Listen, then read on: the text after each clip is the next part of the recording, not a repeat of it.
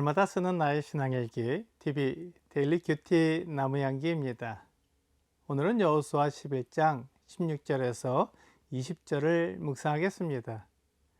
여호수아가 이같이 그 온 땅 곧 산지와 온 네겝과 고센 온 땅과 평지와 아라바와 이스라엘 산지와 평지를 점령하였으니 곧 세일로 올라가는 한락산에서부터 헤르몬산 아래 레바논 골짜기의 바알갓까지라.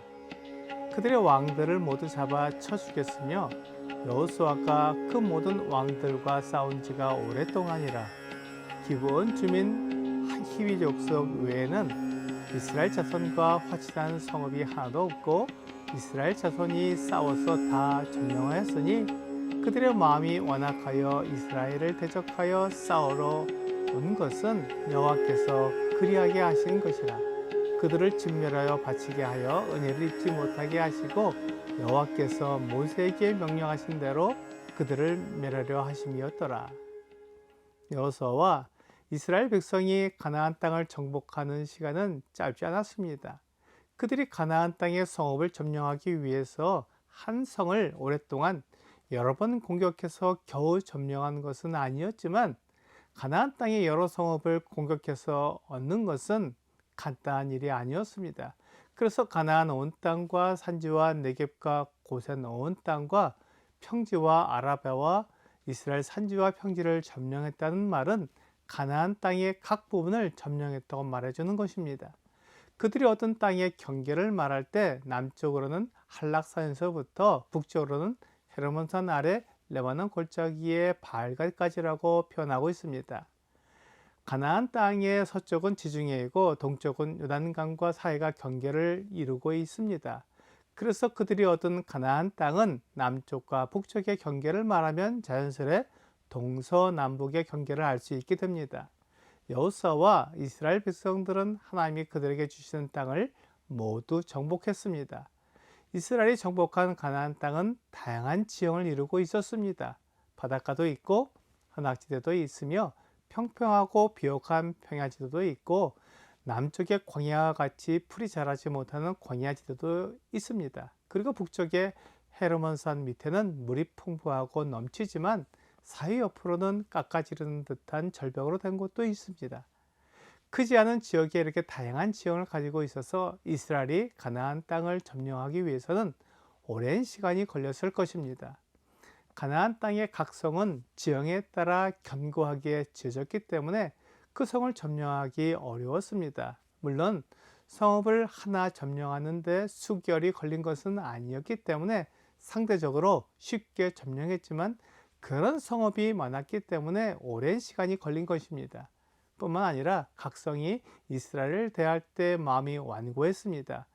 이스라엘에 대해 좋은 마음을 가지지 않고 싸우려는 마음을 가진 것입니다.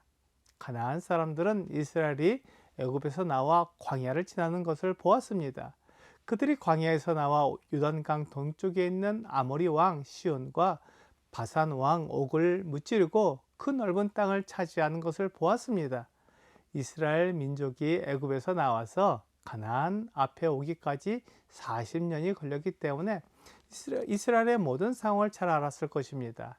여호수아 2장 9절부터 11절은 말하되 여호와께서 이 땅을 너희에게 주신 줄을 내가 아노라. 우리가 너희를 심히 두려워하고 이 땅 주민들이 다 너희 앞에서 간담이 녹나니 이는 너희가 애굽에서 나올 때 여호와께서 너희 앞에서 홍해물을 마르게 하신 일과 너희가 요단 저쪽에 있는 아모리 사람의 두 왕 시온과 옥에게 행한 일 곧 그들을 전멸시킨 일을 우리가 들었음이니라.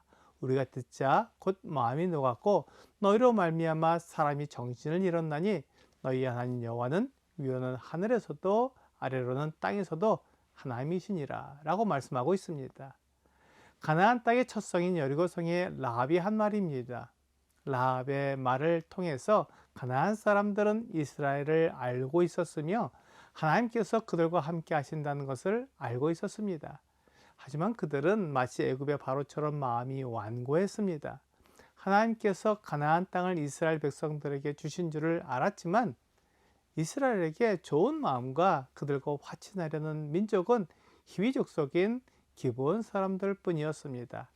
여리고 성의 라합이 이스라엘의 하나님에 대해 듣고 이스라엘을 도와주어 이스라엘 사람이 되었지만 여리고는 이스라엘에게 점령되어 폐허가 되었습니다.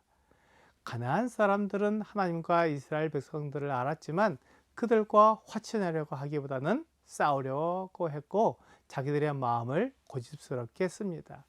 결코 하나님에게 질 수 없다고 생각했고 이스라엘 백성들에게 그들이 살고 있는 땅을 빼앗길 수 없다고 생각했던 것입니다. 애굽의 바로가 이스라엘을 보낼 수 없다고 생각해서 마음을 고집스럽게 했고 하나님에 대해 들었지만 믿지 않고 하나님에게 순종하지 않았습니다. 바로는 하나님을 그가 섬기던 애굽의 우상처럼 생각했던 것 같습니다. 자기가 이길 수 있는 신으로 생각했던 것입니다. 그는 애굽의 바로였습니다. 큰 나라를 다스렸고 많은 군사가 있었기 때문에 자기가 가진 힘으로 하나님을 대적할 수 있을 거라고 생각했습니다. 하나님은 바로가 마음을 바꾸지 않고 하나님께 순종하지 않기 때문에 많은 재앙을 내려서 하나님이 계시며 애굽의 바로보다 크시고 애굽 사람들이 섬기는 거짓 신인 우상들보다 훨씬 크신 분이라는 것을 보여주셨습니다. 바로는 고집스러운 마음을 버리고 하나님께 복종해야 했지만 그 마음의 고집을 쉽게 꺾지 않았습니다. 마찬가지로 가나안의 족속들은 하나님에 대해 듣고 이스라엘 백성들에 대해 들었지만 하나님께 복종하지 않았습니다. 히브리서 3장 15절은 성경에 일러주되 오늘 너희가 그의 음성을 듣거든 경노하시게 하던 것 같이 너희 마음을 완고하게 하지 말라 하였으니 라고 말씀하고 있습니다. 하나님의 말씀을 들어 그 뜻과 계획을 알게 되면 하나님께 대항하려는 고집스러운 마음을 가지지 말고 하나님의 말씀에 순종하라는 것입니다. 이렇게 하나님께 고집스럽지 않는 것이 필요합니다. 하나님은 우리가 눈으로 보는 모든 것보다 크신 분입니다. 그래서 그분께 복종해야 합니다. 오늘의 적용 질문을 보겠습니다. 때로 하나님의 말씀보다 내 생각이 중요하다고 고집을 부릴 때가 있습니다. 이런 마음으로는 하나님의 은혜를 얻지 못합니다. 내가 완고하게 고집을 부릴 때는 언제인가요?